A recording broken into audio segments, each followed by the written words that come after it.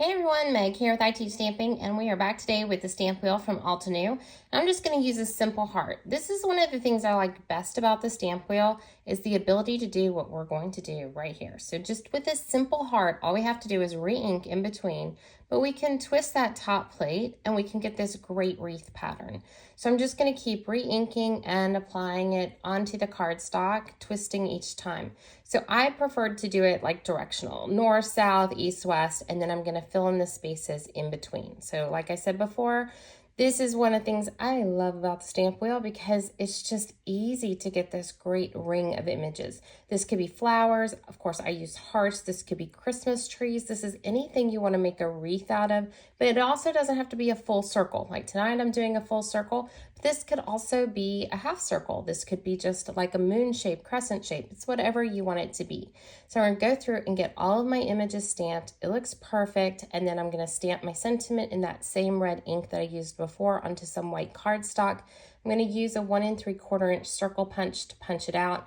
And the way that I got the shapes for these layers that I'm doing now is just from the middle of the inside of that wreath stamp. So once I had it all stamped, then I knew exactly what sizes to go with.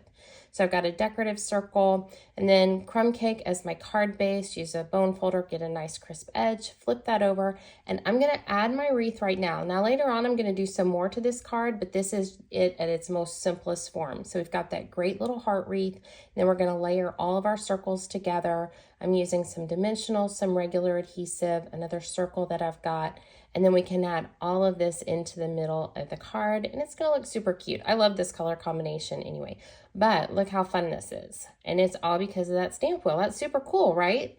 Okay, so then I'm going to finish with a little rhinestone over the dot on the eye, and our card is kind of done, right? Look at this, super cute. But now I'm going to go through and I'm going to add some little speckles in between. Now I could have gone back to the stamp wheel and had these perfectly spaced out, but I wanted it to look like just random pops of color. So I did it with the stamp wheel once, without it, and I much preferred it this way for those little speckles. Then we're gonna add that right back into the middle. Big difference, right? Look at that. All right, just like that, we have our card. So if you've got any questions about it, please don't hesitate to leave it in the comments below. Thanks for watching. Make sure to like and follow.